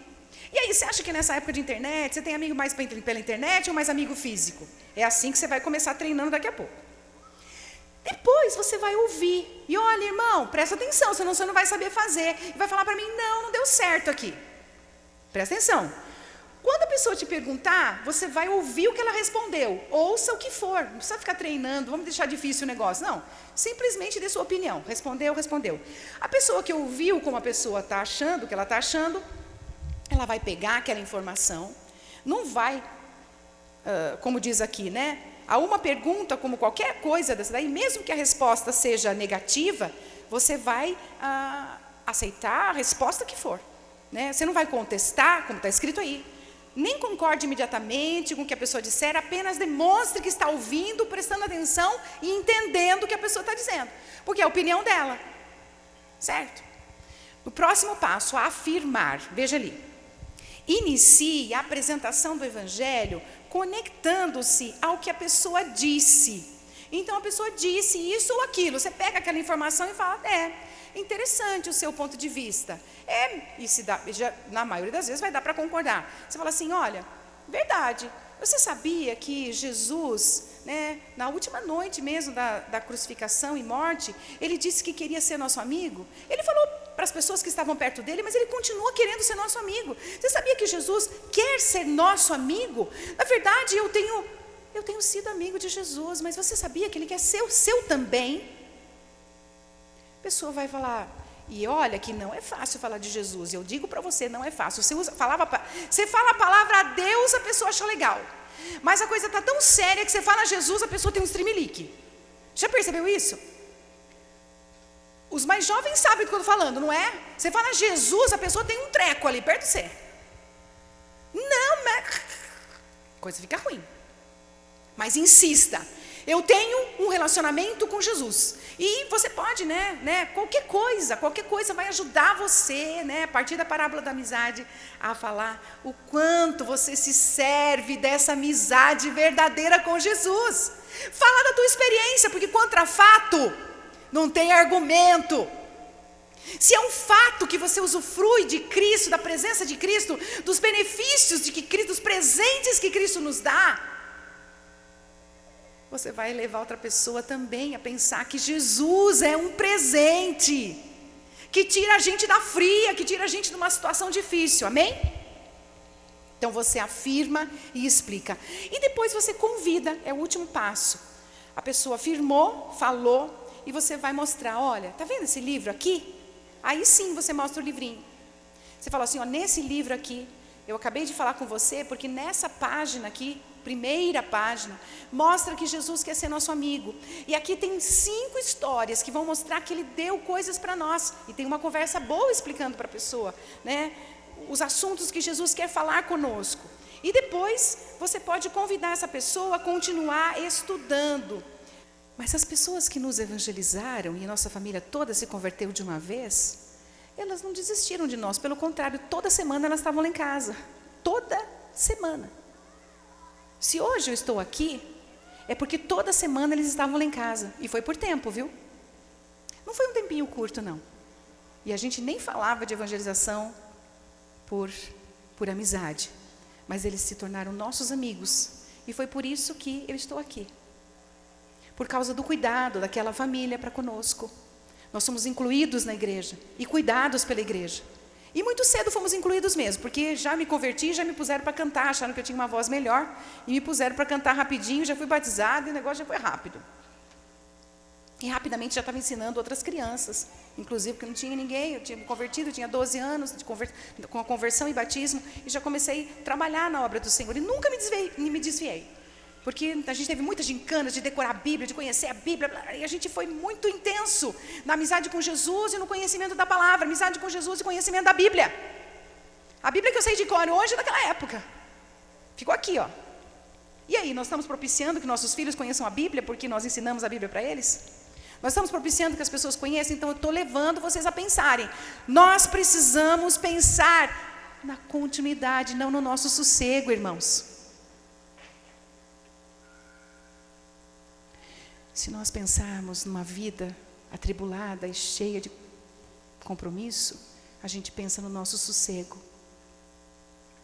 Mas se a gente pensar que a gente é amigo de Jesus e quer levar outras pessoas a serem amigos de Jesus, a gente faz intencionalmente o cuidado das pessoas. Há uns 15 dias atrás, um ex-aluno meu, Gabriel, ele mandou uma mensagem para mim do Facebook. Angélica, você dá aula de inglês? E por acaso dou de outras matérias também. Ele falou, eu preciso de aula. Eu falei, Gabriel, eu não tenho tempo de nada. Como vou ter aula? Ele não é crente. Quanto custa a sua aula? Custa isso, custa aquilo, as aulas lá na Irlanda mesmo, está morando na Irlanda, foi para lavador de pratos há 3 meses, mas agora já está indo para chefe já. E ele falou, preciso saber inglês. E eu falei, Gabriel, vou fazer assim, eu não vou cobrar nada de você, eu não vou, mas o dia que eu estiver livre, eu falo, Gabriel, estou livre, vamos ter aula? Vamos. Que encaixar com o seu horário, vamos. Por que eu estou dando aula para o Gabriel? Exato, porque eu quero que ele conheça Jesus de fato. Então a gente arruma tempo, mesmo não tendo tempo. E nem cobra, porque você fala assim, não vou cobrar, porque eu quero que ele conheça Jesus. E ele gosta de mim, ele é meu amigo. Eu sou velha já para ele, é um menino de 19, 20 anos. Mas ele gosta de falar comigo. Ele fala, quando acabar as aulas, a gente não pode ligar só para se conversar. Eu falo, Gabriel, isso a gente fala depois. A gente vai falar de outra coisa agora. Irmão, nós precisamos ter tempo. Se você diz eu não tenho tempo, tem alguma coisa errada. Se você diz eu não tenho tempo, é porque a sua prioridade não é Jesus que vive em você. Se diz eu não tenho tempo, é porque Jesus não é prioridade. Se você diz eu não tenho dom para evangelizar a criança ou para evangelizar a pessoa, é porque falta um pouco de vergonha em você. Porque a gente só precisa ter o Espírito Santo em nós, Jesus em nós, para falar do que é bom e o que Ele está fazendo em nós, a partir dessa amizade. Então eu não tenho dom, eu não tenho tempo, eu não tenho coragem, tenho medo. Então você precisa recorrer a Jesus, porque não dá para ter medo. Os céus trabalham a nosso favor, os exércitos celestiais trabalham a nosso favor na evangelização. E os demônios retrocedem diante do poder da igreja. Se você tem medo, você não é igreja. Reflita. Está com medo porque você não é igreja. Porque se você é igreja, você recebeu exousia, você recebeu autoridade, recebeu poder. Recebeu poder, de fato está em você. Se tem medo é porque você não tem exousia, não tem autoridade. Reflita, você não é igreja. Porque se você é igreja, Cristo vive em você, é o poder de Deus. E aprendam uma coisa aqui. Vai sair para evangelizar? Eu faço uma roda com o pessoal que vai e fala, gente, primeira coisa que nós vamos fazer, nós vamos amarrar a Satanás e os seus exércitos. Nós não vamos deixar que ele fale nada na hora da evangelização. Não vamos deixar que ele possua ninguém. Nós vamos orar agora. Eu saio para evangelizar, mas eu não precisei ficar expulsando demônio por aí não. Porque nós temos autoridade. E nós amarramos a Satanás, porque não queremos que ele fale, queremos que Jesus fale. Então, igreja, não tenha medo. Porque a igreja não pode ser parada. Não há ninguém que pare a igreja do Senhor. Ninguém. Vamos treinar? Vamos começar com a primeira história. Vamos começar com mais amigos, porque a gente tem pouco tempo. Esse cronômetro aí quer dizer que falta só esses 25 que eu estou vendo na tela, né? É isso mesmo? Eu imaginei. Vou ser fiel aos 25, tá? Então vocês aí trabalhem. Vamos começar com mais amigos primeiro. Você vai com a pessoa que está do seu lado, faça sério isso mesmo. Observe a página que está aí, que tem a sequência, e eu vou repetir a sequência, mas você tem na página aí, na página 7. Você vai perguntar. E aí, tem amigo? Pergunte a partir da amizade, tá? Tem amigo? Você acha que a amizade está mais difícil hoje? A pessoa responde. Daí você fala, na sequência. Ah, interessante o que você disse. Tá, legal. Mas olha, eu tenho amizade com Jesus. Vamos ver como é que fica? Vamos tentar aí. Daí vocês vão dizer o que ficou difícil. Todo mundo está valendo todo mundo. Ninguém é café com leite aqui. Todo mundo vai treinar, hein? Vamos lá? Treina aí. Estou esperando. É meio engraçado, né? Porque a outra pessoa às vezes fica fazendo graça. Mas é preciso que a gente dê uma treinada básica para a gente saber o que é que a gente vai falar, o que a gente vai fazer. Mas, sobretudo, preste atenção. Você vai recorrer à amizade que você tem com Jesus.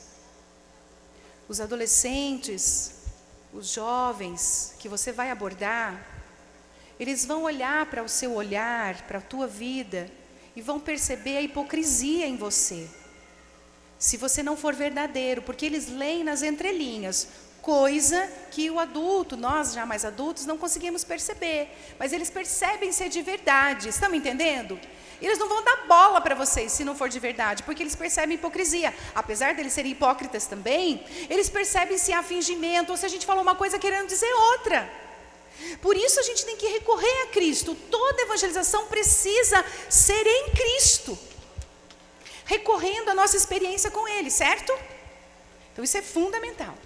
Irmãos, alguma dúvida? Está tudo bem? Os irmãos estão compreendendo? Alguma pergunta, alguma coisa que vocês gostariam de fazer? Pergunta para a professora, porque eu sou professora mesmo, né? Eu disse, dou aula para as pessoas, estou acostumado com pergunta. Alguma pergunta interessante, importante? Pastor, pastores, alguma pergunta que vocês precisam que seja sanada? Alguma dúvida? Por favor. Se alguém tiver uma pergunta, a gente provê você de um microfone. Ninguém levantou a mão. Alguém levantou a mão lá, o rapaz.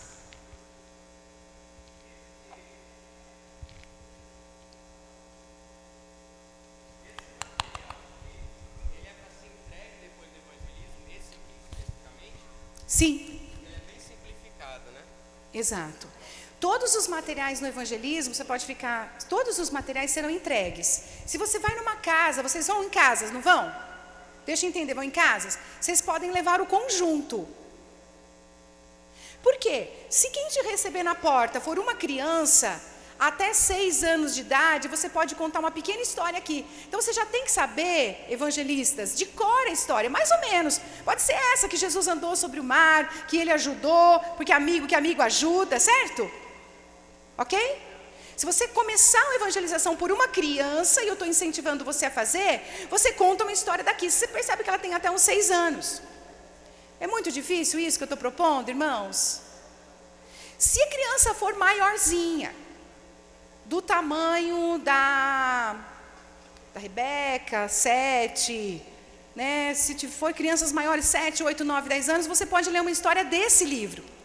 E aí, lembra disso. Você vai fazer pergunta para ela, né? Tem a historinha que a gente leu e tem uma pergunta lá.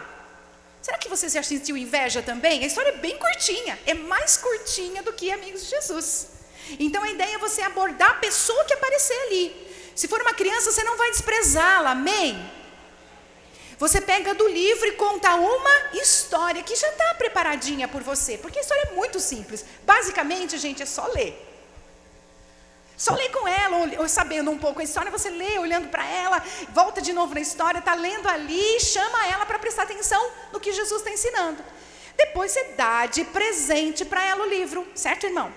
Se for uma criança até 6 anos, você dá de presente o livro.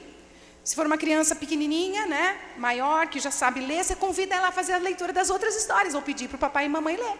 Ou pedir para algum adulto da casa, às vezes é melhor, porque papai e mamãe pode não existir, né?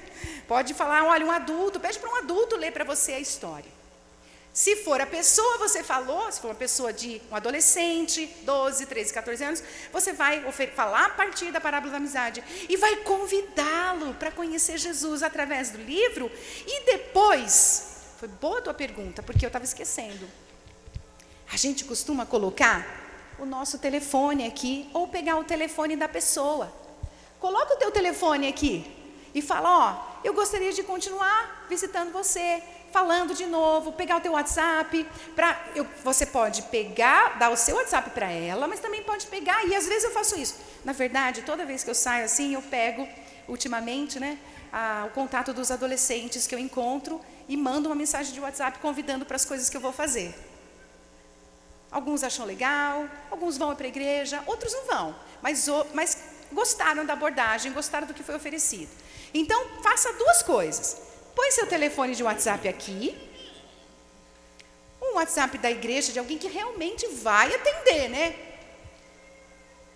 Mas pode pôr o seu, é você que está evangelizando, é você que fez o link com a pessoa, não tem problema nenhum. Coloca o teu WhatsApp e também anota numa prancheta, num papel, o WhatsApp dessa pessoa, porque eles vão querer passar, as pessoas são de boa fé, eles passam o contato, pelo menos comigo, os mais jovens passam sem problema. Mais dúvida? Só aqui, só perguntar aqui. Quem está perguntando? Aqui. Ah, tá.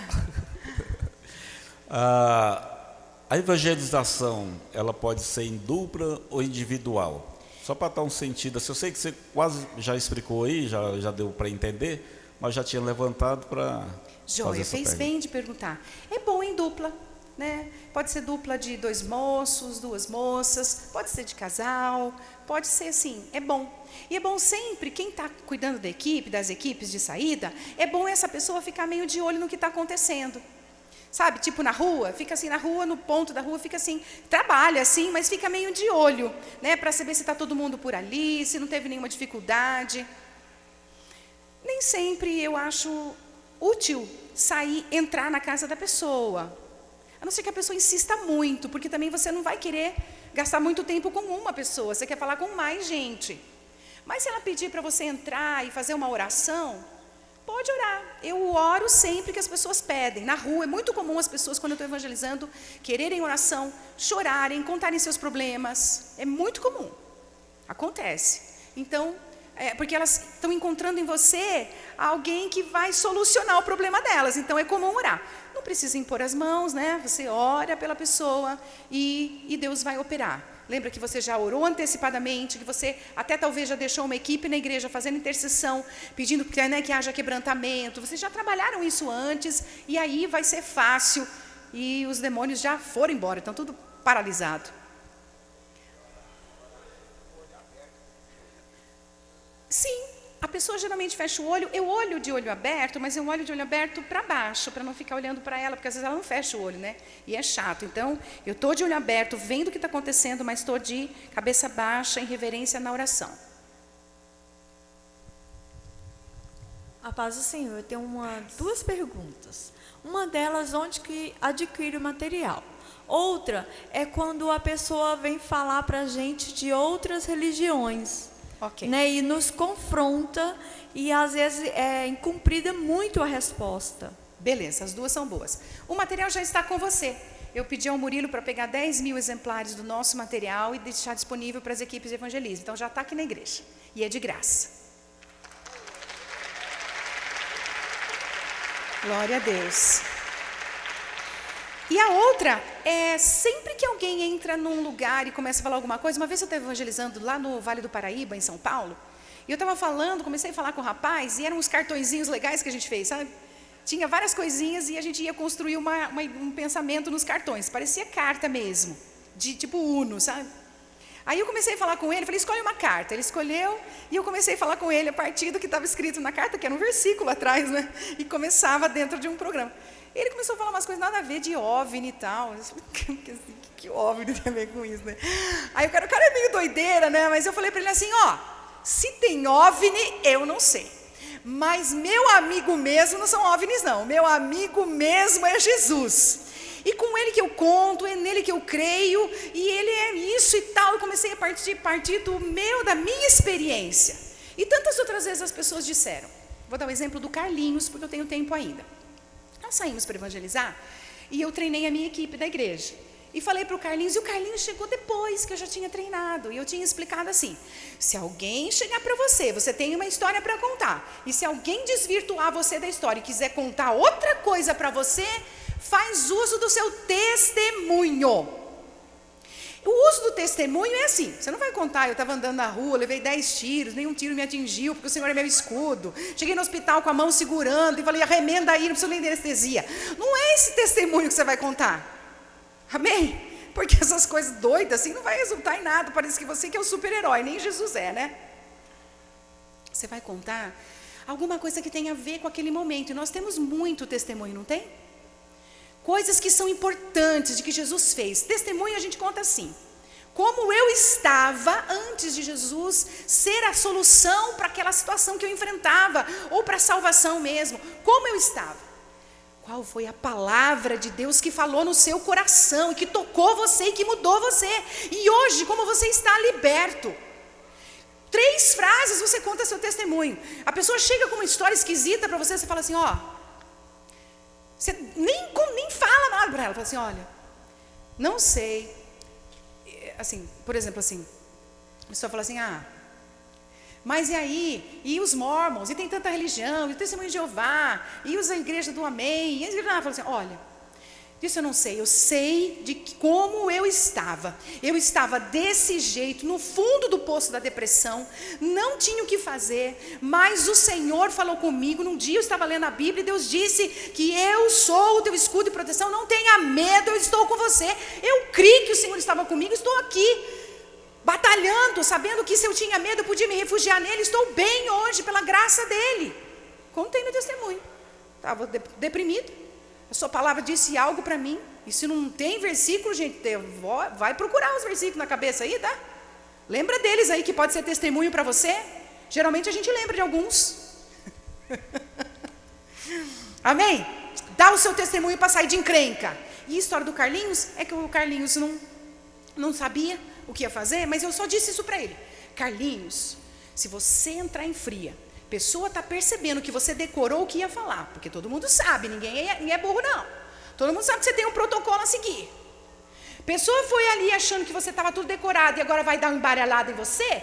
Você conta para essa pessoa o teu testemunho, não deu outra. A gente tinha uma roda de pagode, e os caras do pagode tinham acabado de tocar, e estavam de folguinha um pouco, eram tudo pagodeiro de São Paulo, um deles era de Umbanda, e o outro era sei lá do quê, e estavam na esquina, e eu estava olhando, não fui junto com o Carlinhos, fiquei de longe só vendo o Carlinhos, e vi que o Carlinhos demorava, fui lá.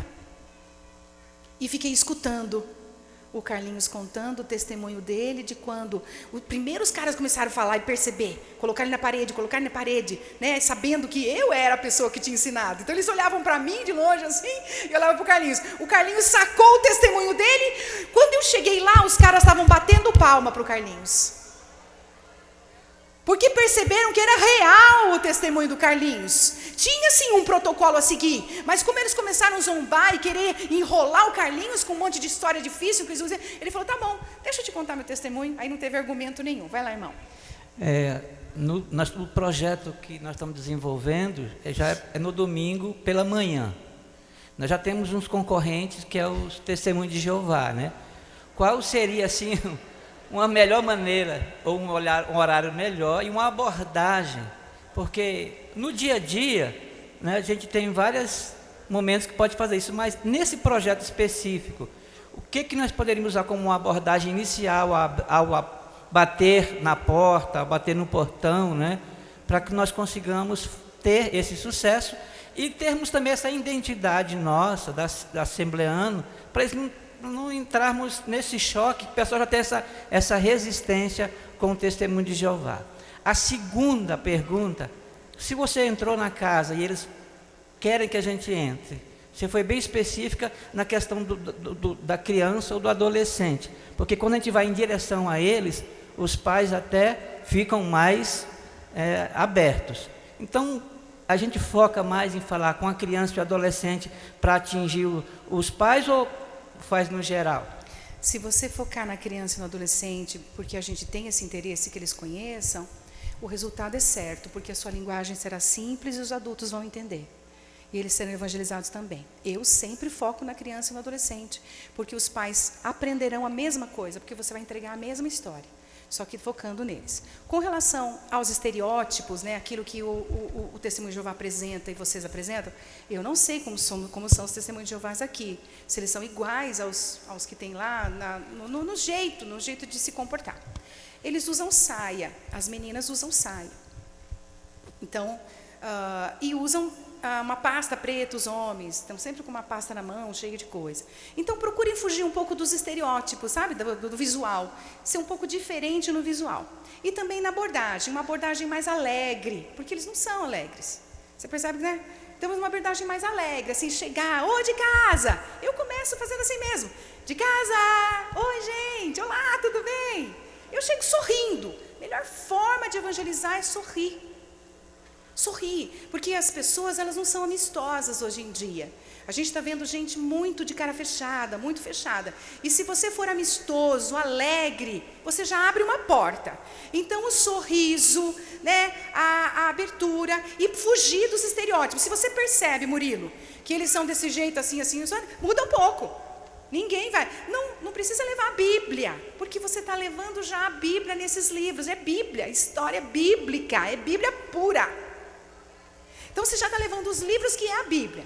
Se vocês têm uma camiseta legal, que já mostra que vocês estão abertos, é muito legal. Vocês devem ter uma camiseta. Como chama a camiseta?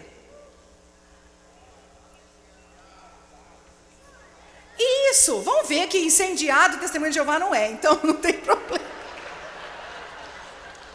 É só a gente que é incendiado mesmo, então isso ajuda, tá certo?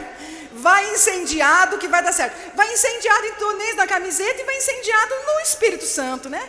Incendiado, cheio do Espírito Santo. Mais alguma coisa? Porque faltam 2 minutos e 56.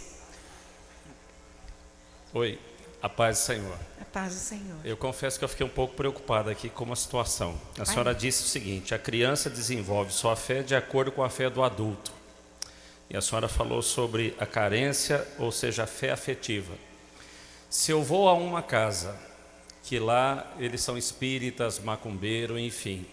Se aquela tia daquela casa ela é muito afetiva, muito afetuosa, e ela já conquistou aquela criança, como que nós vamos quebrar essa fé que já está no coração dela, indo uma vez só ou 2 vezes só? Eu fiquei um pouco agora apreensivo com isso. Já é da Umbanda. Se ela gosta da tia, já é umbandista nata.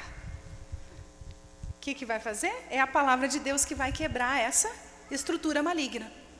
Então, a palavra de Deus pode quebrar a estrutura maligna no encontro, abrindo as portas para um próximo, e para um próximo, e para um próximo. É a palavra de Deus que quebra, porque a criança já está sendo formada na Umbanda. Ela já está sendo formada aí. E a estrutura maligna que sustenta pode ser quebrada e destronada. O irmão crê? Eu sei que sim, né? Porque já existe um espaço para a espiritualidade. Mas é bom, às vezes isso é positivo, porque a pessoa tem uma espiritualidade já, e que às vezes, né, uma espiritualidade aberto para a espiritualidade, é um terreno aberto para a espiritualidade, não teve tanta experiência porque é bem criança, e nós podemos colocar as experiências certas, corretas, verdadeiras dentro desse espaço para a espiritualidade. É um desafio. Certo? Mais uma. Hoje eu vou perder 2 quilos em nome de Jesus. Amém. A paz do Senhor. A paz do Senhor.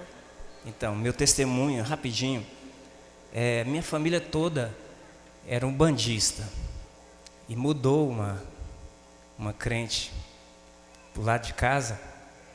E ela focou em nós criança, né? Levava bolo, pão de queijo, e ela conquistou a gente, né?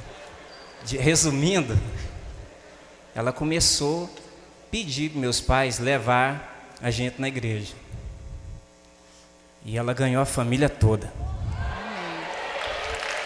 E é assim mesmo, né? Então a gente pode ter certeza que Deus está trabalhando. Eu trouxe de São Paulo comigo esse livro, um livro, eu trouxe 3 e eu tenho esse aqui porque eu trouxe a mais e deixei reservado para vocês, porque senão já teria acabado. Eu gostaria de falar para vocês, pastores, líderes, obreiros, ministros, que estão trabalhando aqui, que esse livro pode ser para você uma ferramenta. Se você não tiver dinheiro, eu posso até ofertar para você. Se você estiver enfrentando esgotamento emocional, esgotamento ministerial, está sofrendo, né, com as doenças emocionais do nosso tempo, trabalho excessivo, ansiedade, não está conseguindo lidar com essas coisas. Então esse é um material muito bom, mas é para líderes, gente que está atuando e que muitas vezes, por não conseguir perceber a vontade de Deus, escolheu fazer muitas coisas e se cansou, se esgotou. Então esse livro é bem legal, então está disponível aqui. Eu trouxe até uma maquininha para comprar, é R$20, mas se você precisar do livro, eu te dou de presente, eu pago, dou de presente para você, para que você possa ser abençoado. Eu espero, pastor Abinair, nossa, perdão, pastor Abinair.